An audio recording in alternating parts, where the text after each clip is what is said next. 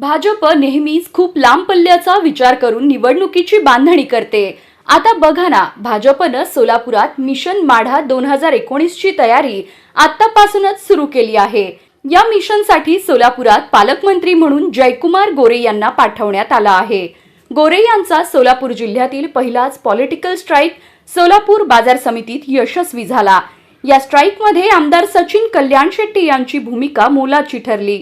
निवडणूक रणधुमाळीत पालकमंत्री गोरे यांनी माजी आमदार दिलीप माने यांच्या निवासस्थानी दिलेली भेट, महाराष्ट्र दिनादिवशी शासकीय विश्रामगृहात पालकमंत्री गोरे व माजी आमदार माने यांची झालेली गुप्त भेट सत्कारणी लागल्याचे दिसते।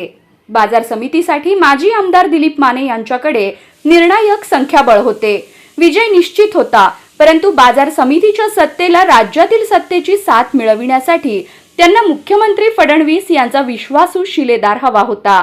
हा शिलेदार म्हणून त्यांनी त्यांचे मित्र तथा पालकमंत्री गोरे व अक्कलकोटचे आमदार सचिन कल्याण शेट्टी यांची मदत घेतल्याचे दिसले। आमदार कल्याण शेट्टी यांच्यामुळे माजी आमदार माने यांना सुरेश हसापुरे यांच्याकडील मते व आमदार कल्याण शेट्टी यांच्याकडील मतांचीही साथ मिळाली।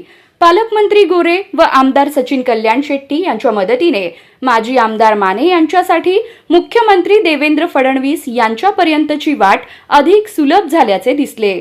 दुसरीकडे दिलीप माने यांची 2019 व 2024 मध्ये आमदारकीची संधी हुकली। मित्राच्या मदतीतूनच आज त्यांच्या अंगावर 2018 नंतर बाजार समिती सभापतीच्या निमित्तानं विजयाचा गुलाल पडला आहे।